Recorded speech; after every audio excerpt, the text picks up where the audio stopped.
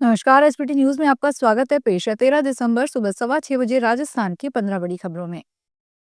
केंद्र सरकार ने देश के कानूनी ढांचे को सरल और अद्यतन बनाने की दिशा में बड़ा कदम उठाते हुए 71 पुराने और अप्रासंगिक कानूनों को खत्म करने के प्रस्ताव को मंजूरी दी है। प्रधानमंत्री मोदी की अध्यक्षता में केंद्रीय मंत्रिमंडल ने इसके लिए एक विधेयक को स्वीकृति दी। सरकार के अनुसार इनमें से 65 कानून केवल पुराने संशोधन हैं, जो पहले ही मूल कानूनों में समाहित हो चुके हैं, जबकि 6 मूल कानून भी निरस्त किए जाएंगे। हटाए जाने वाले कानूनों में कम से कम एक ब्रिटिश काल का कानून भी शामिल है। सरकार का कहना है कि ऐसे अप्रासंगिक कानूनों के बने रहने से भ्रम बढ़ता है और आम नागरिकों के लिए कानूनों को समझना कठिन हो जाता है। इस कदम से कानूनी प्रक्रिया अधिक स्पष्ट और प्रभावी होगी।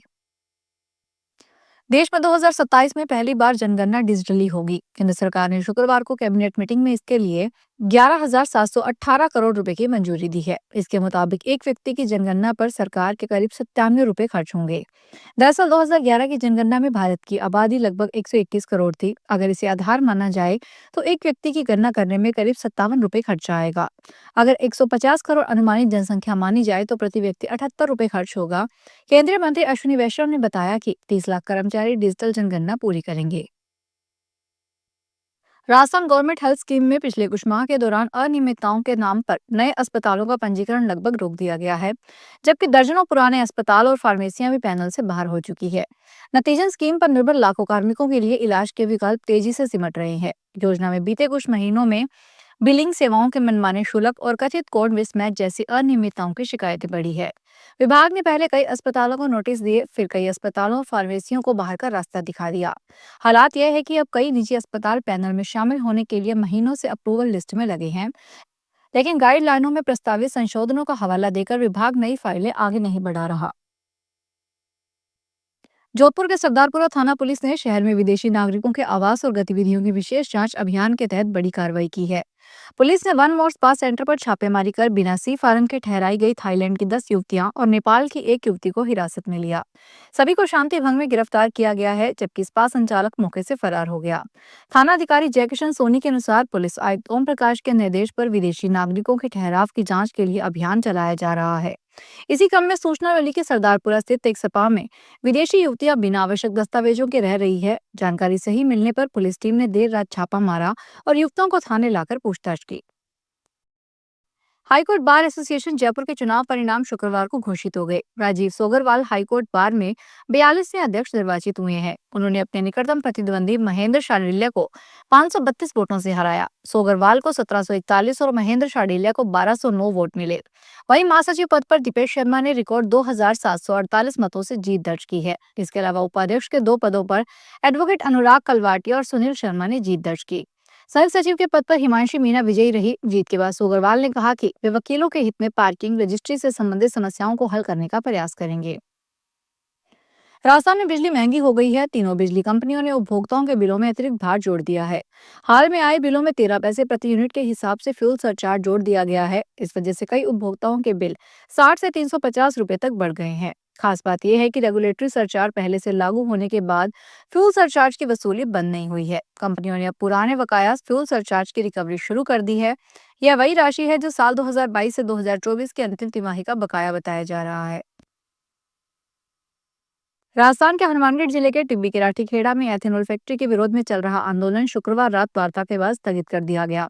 प्रशासन और किसान प्रतिनिधि मंडल के बीच हुई बातचीत में सहमति बनी कि फैक्ट्री में गड़बड़ी पाए जाने पर उसे हटाया जाएगा और किसानों की मांगों की समीक्षा की जाएगी। इससे पहले dune ethanol private limited factory के खिलाफ चौथे दिन भी विरोध जारी रहा और क्षेत्र में इंटरनेट बंद रहा। उपद्रव के मामले में 107 लोगों के खिलाफ केस दर्ज किया गया है, जबकि 40 लोग हिरासत में लिए गए हैं। 10 दिसंबर को प्रदर्शनकारियों द्वारा फैक्ट्री की दीवार तोड़ने और आगजनी के बाद पुलिस व किसानों के बीच झड़प हुई थी, जिसमें कांग्रेस विधायक सहित 70 से अधिक लोग घायल हुए और आसपास के कई परिवारों को क्षेत्र छोड़ना पड़ा।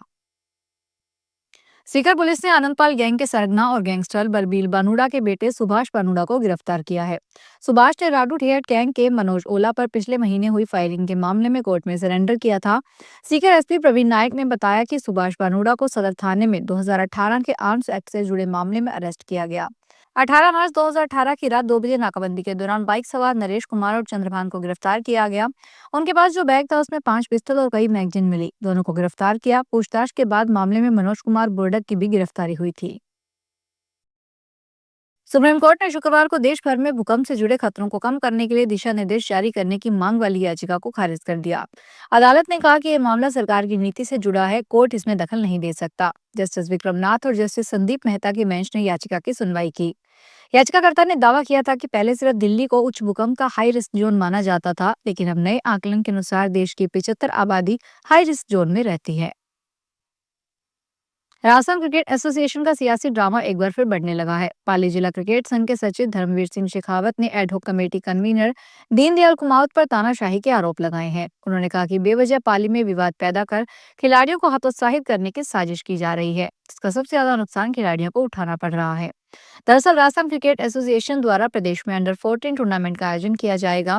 इसके लिए जिला स्तर पर ट्रायल की शुरुआत की गई है। पाली जिला क्रिकेट संघ में बीते दिनों ट्रायल का आयोजन कर टीम का सिलेक्शन किया गया, लेकिन अब राजस्थान क्रिकेट एसोसिएशन द्वारा पाली में अंडर 14 टूर्नामेंट टीम सिलेक्शन के लिए सुनील भंडारी को जिला संयोजन बना दिया गया है।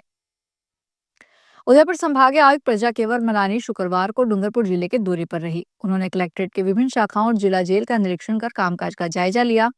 डूंगरपुर पहुंचने पर कलेक्टर अंकित कुमार सिंह और एडीएम दिनेश चंद्र धाकड़ ने संभागीय आयुक्त का स्वागत किया। केवलर रमानी ने कलेक्ट्रेट में चल रहे विभिन्न सरकारी कार्यालयों और शाखाओं का निरीक्षण किया। उन्होंने जिला कलेक्टर कार्यालय की लेखा शाखा, संस्थापन शाखा, लोक अभियोजन शाखा, साइबर सेल, अभय कमांड और डूंगरपुर एसडीएम कार्यालय का जायजा लिया। इस दौरान उन्होंने कार्यरत कार्मिकों से बातचीत कर उनके कामकाज की जानकारी ली। राजस्थान के झुंझुनू में हुई गैंगवार में हिस्ट्री शीटर समेत 2 बदमाशों की मौत हो गई। गैंगवार नवलगढ़ के गोचड़ा थाना क्षेत्र के खिरोड़ की शुक्रवार सुबह 9 बजे है। भीड़ ने 2 बदमाशों को पकड़कर पीट दिया। पुलिस ने बताया गैंगवार में हिस्ट्री शीटर कृष्णकांत उर्फ रविकांत उर्फ गोलू स्वामी और सुनील सुंडा की मौत हो गई है। ग्रामीणों ने कहा शुक्रवार सुबह करीब 9 बजे रविंद्र कटेवा कैमरी की ढाणी स्थित अपने मकान पर था। सुनील सुंडा निवासी ढाका की ढाणी भी रविंद्र के साथ था। इस दौरान मकान में एक स्विफ्ट कार आकर रुकी। कांग्रेस सांसद और नेता प्रतिपक्ष राहुल गांधी ने शुक्रवार को लोकसभा में वायु प्रदूषण का मुद्दा उठाया। उन्होंने कहा हमारे देश के ज्यादातर बड़े शहर जहरीली हवा की चपेट में हैं। लाखों बच्चे फेफड़ों की बीमारी से ग्रसित हो रहे हैं। लोग कैंसर से पीड़ित हो रहे हैं। राहुल ने कहा यह एक अहम मुद्दा है। मुझे पूरा यकीन है कि सरकार और हमारे बीच इस मामले पर एक सहमति होगी।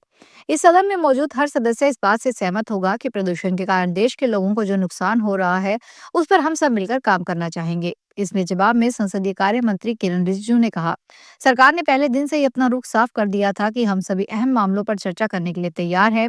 सरकार कांग्रेस और अन्य विपक्षी पार्टी के नेताओं से सुझाव लेने के लिए भी तैयार है।